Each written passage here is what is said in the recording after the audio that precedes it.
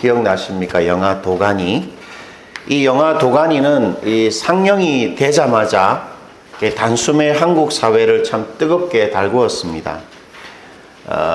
그 영화는 청각장애인 학교, 그러니까 듣지 못하는 그 아이들이 다니는 학교죠. 청각장애인 학교에서 실제로 일어난 사건을 다룬 영화입니다. 그 2000년부터 5년 동안 이게 청각장애 아이들을 성적으로 학대한 교장, 그리고 교직원, 그리고 교사들의 이 집단적이고도 상습적인 성폭행과 아동학대 사건을 그 영화는 아주 적나라하게 보여주고 있는데요.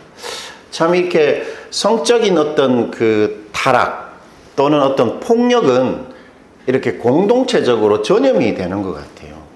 거기 있는 교장과 교직원, 그리고 심지어 교사들조차도 그 자기가 가르치는 아이들을 성적으로 학대하는 그런 일들이 있었습니다. 특히 그 영화의 곳곳에는 상당히 의도적으로 한국 개신교, 그러니까 한국 교회지요. 한국 기독교의 아주 추한 실상을 고발하고 있는데 이런 것입니다. 교회 장로입니다. 교회 장로. 개신교 교회 장로인 그 학교 교장이 자신의, 그러니까 교장 직무실에서 그 자신의 학교를 다니는 그 말 못하는 여자아이를 이렇게 성폭행하는 장면에서 그 교장의 아주 혐오스러운 얼굴과 벽에 걸려 있는 우리 예수님의 십자가상이 아주 선명하게 오버랩됩니다. 그 교장의 얼굴과 십자가상을 이렇게 오버랩시키는 거죠, 의도적으로. 그리고 그 교장이 성폭행 혐의로 재판을 받는 법정 앞에서 어떤 일이 벌어졌겠습니까? 그 교회 성도들, 그 장로님이 다니는 교회 성도들이 성경을 들고 찬송가를 부르면서 자신의 장로의 억울함을 막 호소하는 그 교회 성도들이 마치 피에로 같이 아주 우스꽝스럽게 이렇게 딱 그 법원 앞에서 이렇게 막 찬송가를 부릅니다. 그리고 그 교장의 그 참 더럽고 추한 죄가 거짓말처럼 무혐의로 사면이 되자 그 교장의 가족들, 이 교회 성도들과 함께 마치 하나님께서 무죄 사면을 내려주신 것처럼 법정 안에서 막 눈물을 흘리면서 서로 끌어안고 이렇게 같이 합심 기도를 하는 장면을 보여줍니다. 참 우스꽝스러운 거죠.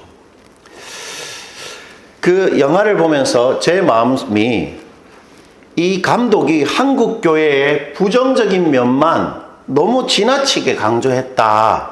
약간 불공평하다. 이런 느낌도 살짝 받으면서 그런데 이 감독이 보여주고 있는 이 장면이야말로 오늘날 세상에 비치는 한국 교회의 이 부인할 수 없는 실상이 아닌가 하는 그런 어떤 마음의 아픔이 좀 있었습니다.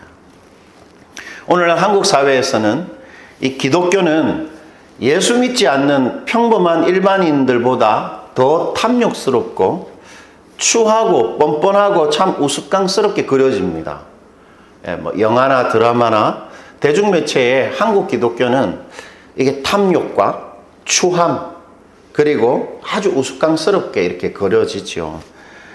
실제로 설문조사에 따르면 일반인들에게 한국 교회는 가장 신뢰할 수 없고 별로 알고 싶지 않은 그런 하찮은 종교로 인식되고 있습니다.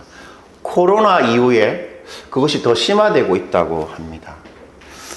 그러나 여러분, 이 세상의 소망과 사람들의 살 길은 오직 이 교회 안에만 있습니다. 세상 사람들의 소망은 오직 교회 안에만 있습니다. 어떻게 그렇게 말할 수 있냐 하면 이 세상의 소망과 모든 사람들의 살 길은 누구한테 달려 있습니까? 하나님한테 달려 있죠. 하나님뿐입니다. 이 세상의 소망은. 바로 이 세상이 그런 소망 대신 하나님을 발견하고 살 길이 되시는 우리 하나님을 경험할 수 있는 유일한 곳이 바로 오직 교회뿐이기 때문입니다. 교회가 아무리 타락해도, 교회가 아무리 개독교로 이렇게 손가락질 받아도 하나님은 여전히 이 교회와 예수 믿는 사람들을 통해서만 세상에 당신을 알리시고 당신을 나타내시는 것입니다. 세상은 예수님께서 너희가 세상의 소금이고 너희가 세상의 빛이라고 말하신 이 교회와 예수 믿는 사람들을 통해서만 하나님의 사랑과 그분의 십자가를 알게 하고 그리고 그분의 구원을 믿게 하고 그분의 살아계심을 경험하게 하시는 것입니다. 하나님은 언제나 오직 당신의 사람들을 통해서만 당신을 나타내고 알리시는 것이죠. 그렇기 때문에 여전히 교회가 그리고 성도들이 세상의 소망입니다. 우리 주변의 불신자들은 오직 우리를 통해서만 그분을 알고 경험할 수 있는 것입니다. 그것이 바로 우리가 계속 상고하고 있는 이 10계명의 이제 세 번째 계명이지요. 이 세 번째 계명에 녹아져 있는 진리입니다. 오직 하나님이 교회와 성도들을 통해서만 당신을 드러내신다는 진리가 이 세 번째 계명에 녹아져 있습니다. 우리 출애굽기 20장 7절 다시 한번 우리 읽어볼까요? 우리 출애굽기 20장 7절입니다. 너는 내 하나님 여호와의 이름을 망령되게 부르지 말라. 여호와는 그의 이름을 망령되게 부르는 자를 죄 없다 하지 아니하리라. 이 3계명은 많은 이들에게 아주 피상적으로 이해되고 있는 대표적인 계명입니다.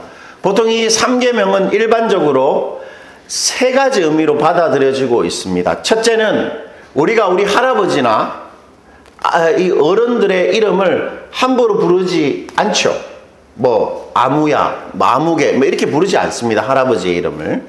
그러니까 그런 것처럼 높으시고 거룩하신 하나님의 이름을 함부로 입에 올려서는 안 된다는 것입니다. 이 종교심이 아주 특심한 유대인들은 하나님의 이름을 아예 입에 올리지도 않습니다.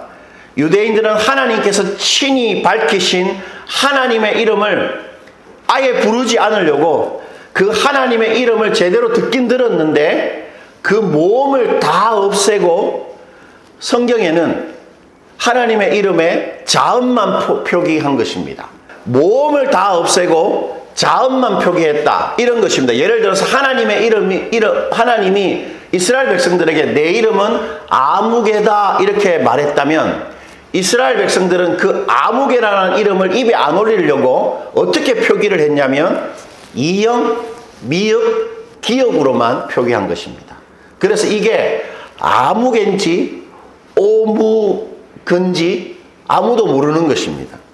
그것이 바로 여호와라는 하나님의 이름인데 사실 아무도 그 정확한 모음을 모르는 것이에요. 그저 여호와이지 않았을까라고 추정해서 성경에 우리가 번역을 해 놓은 것입니다. 뭐 이 여호와라는 이름이 실제로는 하나님이 야후옥 이렇게 말을 했을지도 모르는 것이죠. 어쨌든 유대인들은 하나님의 이름 자체를 정확하게 부르지 않도록 그렇게 했던 것입니다. 그것이 우리가 주로 이 세 번째 계명을 해석하는 첫 번째 방식이고, 두 번째는 하나님의 이름을 누군가를 저주하거나 욕을 할 때 사용하지 않는 것으로 이해하는 것입니다. 고대에는 신의 이름에는 신의 힘과 능력이 있다고 믿었습니다. 그래서 그 이름을 통해서 누군가를 축복할 수도 있고 그 이름을 통해서 누군가를 저주할 수 있다고 생각했던 것입니다. 그런데 하나님이 이 세 번째 계명을 통해서 당신의 이 거룩한 이름을 가지고 그것을 주술적으로 다른 일을 이렇게 해하는 데 사용하지 못하도록 하셨다는 것입니다. 특히 영어권에서는 하나님의 이름으로 욕을 할 때 어떤 단어를 주로 어떤 욕을 합니까? 갓댐. 이게 번역하자면 이런 뜻이죠.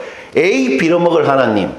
이런 뜻이죠. 그리고 우리에게는 지저스 크라이스트 하면 예수 그리스도인데 이것이 미국 사람들이 간형적으로 일상에서 사용할 때 욕이 된다고 합니다. 예. 어떤 욕일까요? 지저스 크라이스트 하면 에이 젠장 이런 표현이겠죠. 그러니까 하나님의 이름을 사용해서 자신의 부정적인 감정을 표하거나 누군가를 향해서 또는 어떤 상황을 향해서 욕을 하는 것을 금하는 계명이 바로 이 세 번째 계명이다. 그렇게 이해합니다. 실제로 미국의 국공립 학교에서는 이 세 번째 계명을 그런 식으로 가르칩니다. 그리고 세 번째는 이런 뜻인데 하나님의 이름을 가지고 거짓 맹세하지 말라는 것으로 이 세 번째 계명을 이해합니다. 그러니까 하나님의 이름에는 하나님의 명예가 있기 때문에 하나님의 이름으로 내가 이것 하겠습니다 이렇게 말했다면 반드시 그것을 지켜야 한다라는 것으로 이 세 번째 계명을 이해한다는 것입니다. 그러나 여러분 이 3계명은 그러한 것을 말하는 계명이 아닙니다. 만약 이 3계명이 그 정도의 내용을 가지는 것이라면 이 3계명은 하나님을 사랑하는 최고의 사랑일 수가 없는 것이죠. 여러분 10계명은 하나님이 무엇 때문에 우리에게 주신 것입니까?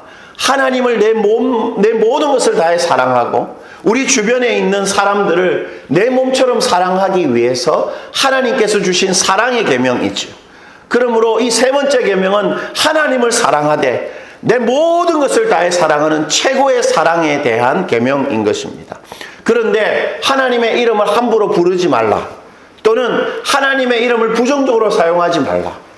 또는 하나님의 이름으로 맹세한 것은 반드시 지켜야 한다라는 그런 내용으로 이 세 번째 계명을 이해한다면 그것은 하나님에 대한 존중일 수는 있습니다. 마치 우리의 직장 상사나 학교 선생님이나 우리 주변의 어른들을 우리가 존중하는 것처럼 그렇게 하나님을 존중하는 것일 수는 있지만 만약에 그런 내용이라면 이 세 번째 계명은 하나님을 향한 최고의 사랑일 수는 없는 것이죠.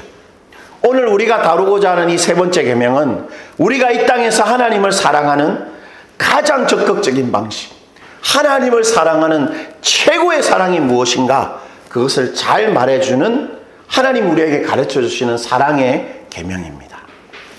자, 그렇다면 우리가 이 세 번째 계명의 요지를 한번 정확하게 한번 살펴볼까요? 이 3계명의 요지를 우리가 알기 위해서는 7절에서 사용된 세 가지 단어를 살펴보아야 하는데 다시 7절 한번 보시죠. 여러분 한번 주목해 보세요. 너는 내 하나님 여호와의 이름을 망령되게 부르지 말라. 여호와는 그의 이름을 망령되게 부르는 자를 죄 없다 하지 아니하리라. 여러분 7절에서 중요한 단어는 세 가지죠. 첫 번째는 뭡니까? 이름의 의미. 여호와의 이름이라고 할 때 이름의 의미, 그리고 망령되게라는 말의 의미, 그리고 부르지 말라라는 말의 의미가 무엇인지를 우리는 살펴봐야 됩니다. 첫 번째 그 이름인데요. 여러분 이름은 그 사람을 다른 사람과 구별하여 부르는 명칭이죠. 예를 들어서 우리 쌍둥이가 준우와 우연인데 준우와 우연이는 태어날 때부터 성격이 너무도 달랐다 이렇게 말하면 준우는 준우가 가진 어떤 인격, 성품, 그 준우라는 단어에 다 포함되는 것이고 우연이라는 이름 속에 우연이의 어떤 이미지, 우연이의 어떤 습관, 우연히의 어떤 속성이 다 담겨져 있는 것이죠. 이름은 다른 사람과 나를 구별하는 우리 존재됨의 정체성이라 할 수 있습니다. 하나님의 이름은 더욱더 그러한데 하나님의 이름은 하나님의 존재를 대변하는 표현입니다. 그러니까 하나님은 어떤 존재인가, 어떤 행동을 하시는 분인가를 그 이름을 통해서 우리가 알 수 있는 것이죠. 하나님은 자신의 이름과 자신이 완벽하게 일치하는 우주상의 유일한 분이십니다. 당신의 이름에 언제나 합당하게, 당신의 이름에 언제나 완전하게 행동하시는, 그야말로 자신의 이름대로 언제나 현존하시는 이 우주상에서 유일한 존재가 바로 하나님이죠. 그러므로 여러분 이 세 번째 계명은 그냥 하나님의 이름을 어떻게 표현할까, 어떻게 사용할까의 문제가 아니고 바로 하나님의 이름, 즉 하나님의 존재와 관련된 계명입니다. 다시 말하면 하나님의 존재가 우리들로 인해서 어떻게 여김을 받는가의 문제를 이 세 번째 계명이 다루고 있다는 것입니다. 기억하십시다. 이 세 번째 계명은 하나님의 존재가 어떻게 여김을 받는가의 문제인 것이죠. 그렇다면 망령되게라는 뜻이 뭡니까? 우리가 이 망령이라는 말을 사용할 때 어떻게 사용하죠? 사람이 늙거나 정신이 흐려져서 말이나 행동이 정상을 벗어날 때 우리는 이렇게 말합니다. 노인성 치매를 앓고 있는 분들을 함부로 표현할 때 우리는 어떻게 표현하죠? 그 노인네 노망 났다. 뭐 그렇게 표현하죠. 그런데 이 7절의 망령되게라는 것은 그런 뜻이 아닙니다. 망령되라는 말은 히브리말 샤우를 번역한 것인데, 히브리말 샤우는 헛되다, 무의로 돌아가다, 이런 뜻입니다. 보통 우리가 추구하고 힘썼던 결과가 우리 의도대로 되지 않았을 때 어떻게 말합니까? 요즘 우리 청소년들은 수능을 봤는데 수능 점수가 잘 안 나왔다. 그러면 어떻게 표현하죠? 망했다? 뭐 이렇게 표현합니까? 이게 망령되게라는 말이 바로 그런 표현입니다. 모든 노력이 숲으로 돌아갔다. 나의 모든 노력이 아무 의미가 없어졌다. 우리의 노력의 결과가 제대로 나타나지 않았다. 이런 표현입니다. 즉 망령되게란 뭐 헛소리를 하거나 정상적이지 않은 말과 행동을 의미하는 것이 아니고 그것을 제대로 드러내고 표현하지 못한 상태입니다. 그러므로 그 이름을 망령되게 부른다는 말은 하나님의 존재를 어떻게 한다는 것입니까? 제대로 드러내고 표현하지 못한 상태를 말하는 것이죠. 자, 그렇다면 마지막으로 부르지 말라. 여러분, 이 부르다라는 말은 히브리말 라사를 번역한 것인데, 히브리말 라사는 나르다, 전달하다 이런 뜻입니다. 이 나르다, 전달하다라는 어원에서 말하다라는 말이 나왔습니다. 부르다라는 말이. 왜 그럴까요? 우리가 우리의 마음에 있는 어떤 느낌이나 우리의 생각을 누군가에게 전달할 때 뭐를 사용합니까?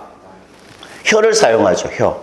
혀를 통해서 우리 속에 있는 느낌이나 생각을 전달하고 나르는 것, 그것이 바로 부르다라는 의미입니다. 그러므로 이 부르다라는 말은 나르다, 전달하다 이런 뜻이죠. 그러므로 부르지 말라고 할 때 이 7절의 의도, 3계명의 의도는 그렇게 전달하지 말라, 그런 식으로 나르지 말라라는 것입니다. 자, 그렇다면 이 3계명은 무슨 말이겠습니까? 하나님의 이름을 망령되게 부르지 말라고 명령할 때 그 의미가 어떤 의미일까요? 이런 뜻입니다. 너희는 하나님의 존재를 제대로 전달해야 한다. 너희들은 하나님의 이름, 하나님의 존재를 제대로 전달해야 한다. 이런 뜻입니다. 즉 3계명은 우리들에게 이렇게 말하는 것입니다. 너희들은 어찌하였든지 하나님의 존재를 제대로 드러내고 하나님의 그 존재를 제대로 표현해내야 된다. 3계명은 그렇게 우리에게 명령하고 있는 것입니다. 때문에 3계명은 그저 하나님의 이름을 함부로 사용하면 안 된다는 것에 대한 계명이 아닙니다. 3계명은 우리가 하나님의 존재를 다른 이들에게 제대로 드러내고 표현해야 한다는 계명입니다. 우리가 하나님을 제대로 드러내고 제대로 표현하는 것이야말로 우리가 하나님을 사랑하는 최고의 사랑이다. 3계명은 그렇게 가르치고 있는 것입니다. 자, 그렇다면 이 세 번째 계명이 주로 어떤 식으로 범해질까요? 하나님의 이름을 망령되이 부르지 말라라는 이 계명이 우리들에게 어떤 식으로 이렇게 어겨질까요? 그것은 두 가지입니다. 우리 말과 우리 행동을 통해서 이 세 번째 계명이 어겨지는데, 그러니까 우리의 말, 우리의 행동이나 우리의 삶의 방식을 통해 우리 하나님의 존재가 이 땅에서 제대로 전달되지 못하고 우리들의 말과 행동을 통해서 하나님의 존재가 왜곡되게 사람들에게 표현되어진다라는 것입니다. 첫 번째, 자, 그렇다면 우리 말을 통해 하나님의 존재가 어떻게 망령되게 일컬어지는지 한번 살펴보십시다. 레위기 19장 12절인데 우리 이걸 한번 읽어볼게요. 레위기 19장 12절입니다. 다 같이 한번 읽어보시겠습니다. 너희는 내 이름으로 거짓 맹세함으로 하나님의 이름을 욕되게 하지 말라. 나는 여호와이니라. 여러분, 여기서 하나님의 이름이 어떻게 된다고 말합니까? 욕되게 된다는 거죠. 이 욕되게 된다는 말은 이런 뜻입니다. 치명적인 상처를 입히다. 그리고 쓸 수 없도록 완전히 더럽혀지다. 이런 뜻이 욕되게 되다라는 말의 히브리 의미입니다. 즉 우리의 거짓 명세, 우리 말, 우리가 한 말로 인해서 놀랍게도 하나님의 존재가 상처를 입고 하나님의 존재가 더럽혀진다 그렇게 하나님이 말하고 있는 것입니다. 이 말씀을 통해 우리가 분명하게 확인할 수 있는 틀림없는 사실은 우리의 말이, 우리 같은 사람의 이 혀로 하는 이 말이 우리 하나님의 존재에 치명적인 상처를 입히고 그분의 존재, 그분의 이름을 더럽힐 수 있다라는 거죠. 뿐만 아니라 우리의 행동과 삶의 방식을 통해서도 하나님의 이름이 망령되이 일컬어질 수 있는데, 에스겔 36장 20절입니다. 우리 이거 한번 읽어볼게요. 그들이 이른바 그 여러 나라에서 내 거룩한 이름이 그들로 말미암아 더러워졌나니 곧 사람들이 그들을 가르쳐 이르기를 이들은 여호와의 백성이라도 여호와의 땅에서 떠난 자들이라 하였습니다. 하나님의 거룩한 이름, 주님의 거룩한 존재가 이스라엘 백성들로 말미암아 어떻게 되었다고 말합니까? 더러워졌다는 것입니다. 똑같은 의미입니다. 상처를 입고 더러워진다는 것이죠. 욕되게 되었다는 것입니다. 여기서 이스라엘이 하나님의 이름, 하나님의 존재를 더럽힌 방식은 어떤 방식입니까? 뒤에 보니까 이들은 여호와의 백성이라도 어떻게 했습니까? 이들이 어떻게 했죠? 여호와의 땅에서 어떻게? 여호와의 땅에서 이스라엘 백성이 왜 떠났습니까, 여러분? 왜 떠났죠? 바벨론에 의해서 포로로 끌려간 것이죠. 그 말을 말하는 것입니다. 즉 이스라엘 백성이 이스라엘 하나님 땅에서 사는 하나님의 백성으로서는 도저히 할 수 없는 그 삶의 방식, 행동들을 했고, 그래서 그 땅에서 쫓겨났다는 것입니다. 그것으로 인해 하나님의 이름이 어떻게 됐다? 더럽혀졌다는 것입니다. 여기서도 우리는 분명히 확인할 수 있는 게 있습니다. 우리들의 구체적인 행동, 우리들의 라이프 스타일, 우리가 물건을 사고 우리가 뭔가 삶을 누리는 이 방식들이 하나님의 이름, 하나님의 존재를 더럽힐 수 있다는 것입니다. 하나님의 백성에 걸맞지 않는 우리의 삶의 방식, 우리들의 어떤 특정한 행동이 다른 것이 아니고 하나님의 존재에 상처를 입히고 그분에게 불명예를 입히며 그분의 존재를 더럽힐 수 있다. 하나님이 우리에게 그렇게 말씀하시는 것입니다. 이처럼 우리 말과 우리의 행동으로 하나님의 이름이 망령되게 일컬어진다는 이 사실에서 우리는 다음과 같은 놀라운 사실을 찾아낼 수 있습니다. 그것은 하나님의 백성들은 이 땅에서 반드시 우리 하나님을 표현하는 자들이다.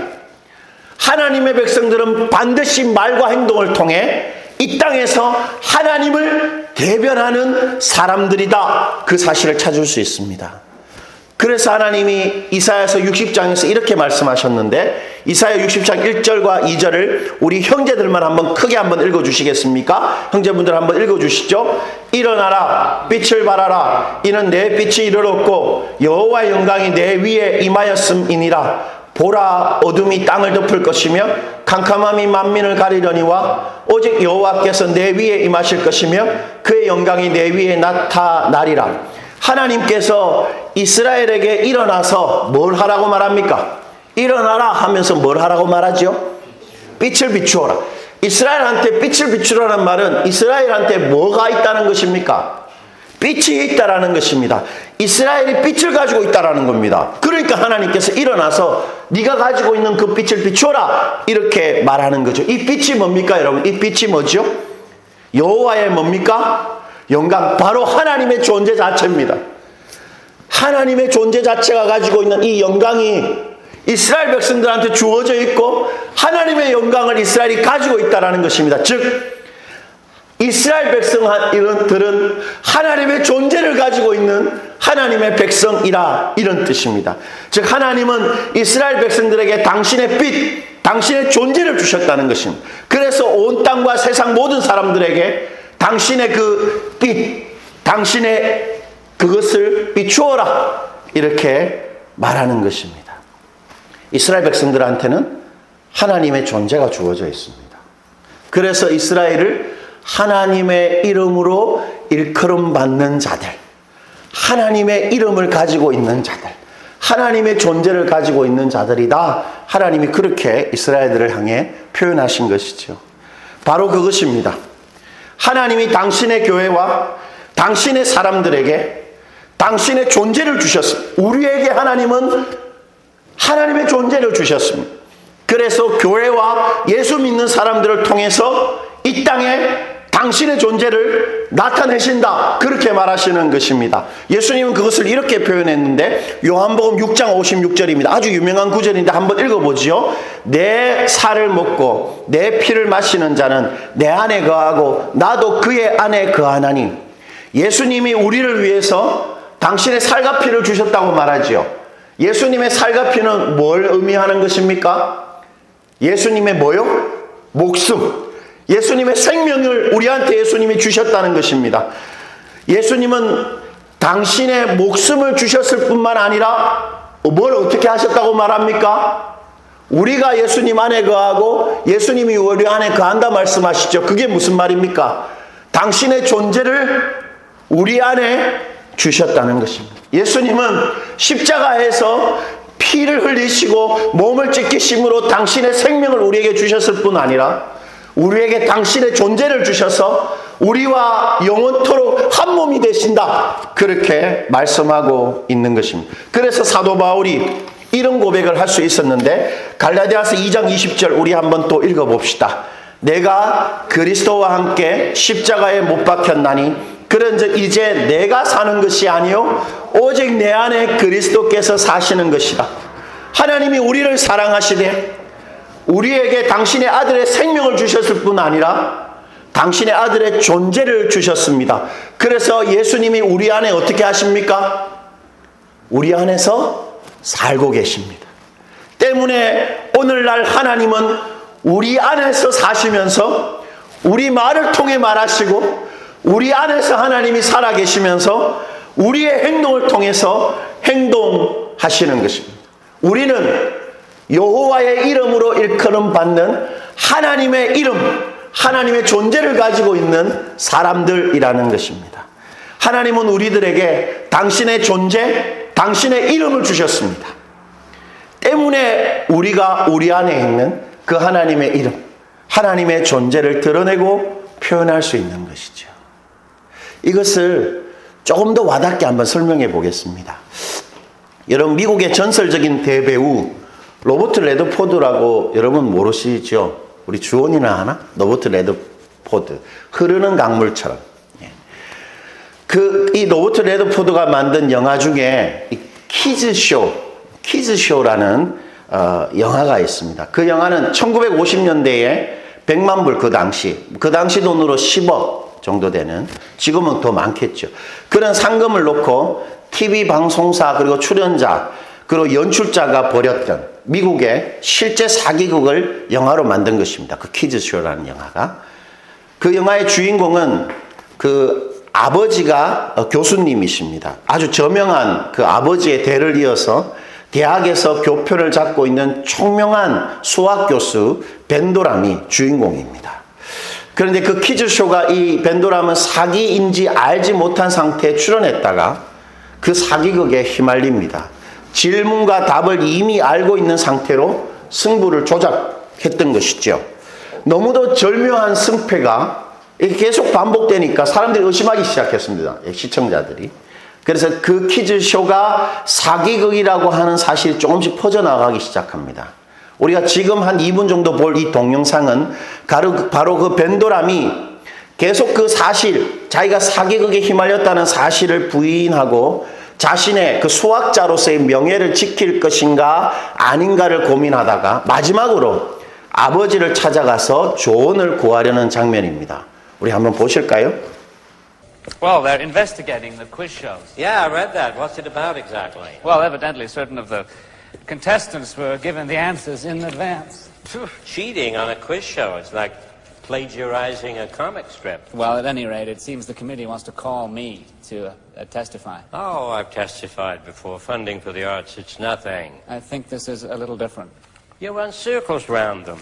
It's not exactly Jefferson and Lincoln down there anymore. I think this is a little different, Dad. I think you'd be glad of the chance to clear your name. Otherwise, people might believe. People will believe whatever they want to believe. That's not the issue.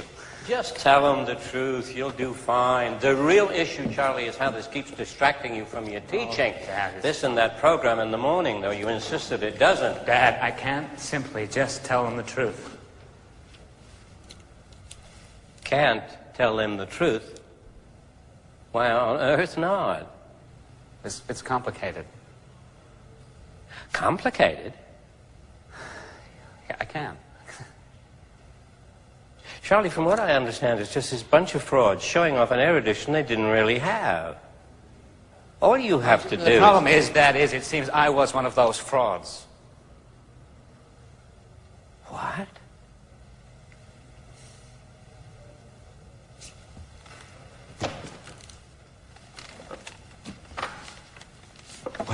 What do you mean? They gave me the answers. They gave you the answers. They gave you the answers. Well, no. At first they just asked me questions they already knew I knew the answers to. We ran through those, and I still didn't want them to actually give me the answers, so I had them give me the questions, and I'd go look up the answers on my own, as if that were any different. Well, we ran through those in a couple of weeks, and then I just didn't have the time. Finally, it just seemed silly. So They gave you all that money to answer questions they knew you knew. Now, that's inflation. you're not being very helpful. I'm sorry, Charlie. I'm an old man. It's all a little difficult for me to comprehend. It's television, Dad. Look, it's just television. You make it sound like you didn't have a choice. What was I supposed to do at that point? Disillusion the whole goddamn country? Charlie, you took the money. Yes, I know. Yeah, I took the money. Is that what this was about? No, I don't know. It was a quiz show, Charlie. An ill-favored thing, sir. This is not the time to play games. Not mine own. It was mine. Your name is mine.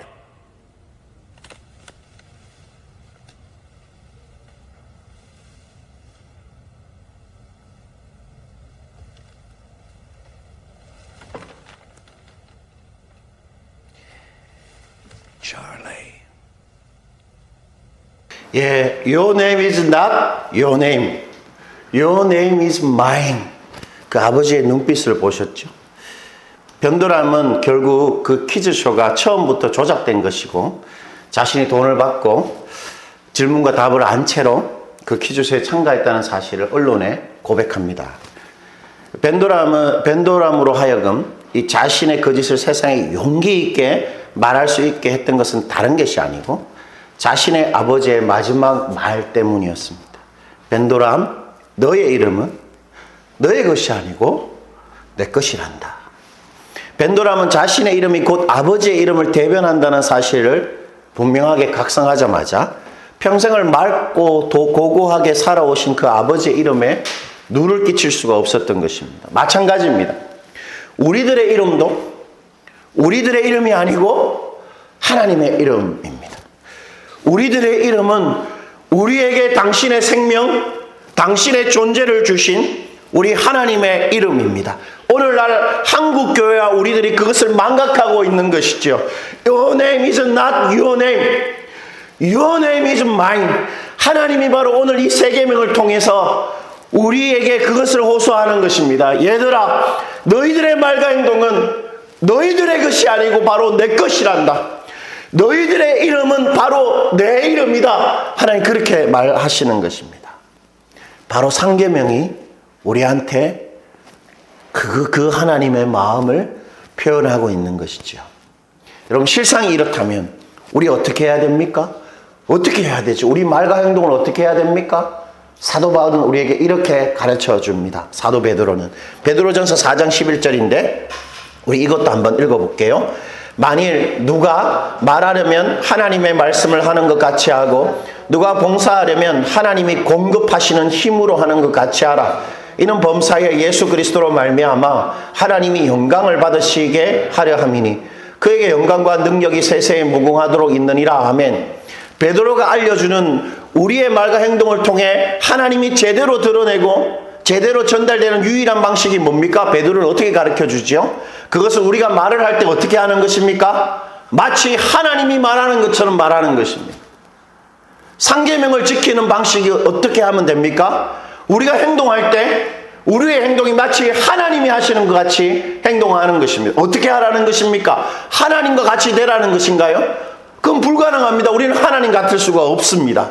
이 말의 의미는 우리의 말과 행동이 반드시 우리 하나님 아버지를 대변하는 것인 줄 알고 내 말과 내 행동이 내 것이 아니고 우리 하나님의 것인 줄 알고 내 이름이 하나님의 이름인 줄 알고 말하고 행동하라는 것입니다. 누군가 약속을 했다면 그 약속이 내 속에 살아계신 하나님이 하신 약속처럼 소중히 여기라는 것입니다.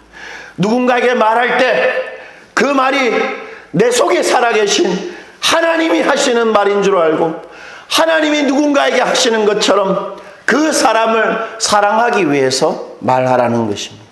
누군가에게 인사할 때 우리 안에 있는 예수님이 그 사람한테 인사하는 것처럼 그렇게 그 사람한테 반겨주며 인사하라는 것입니다.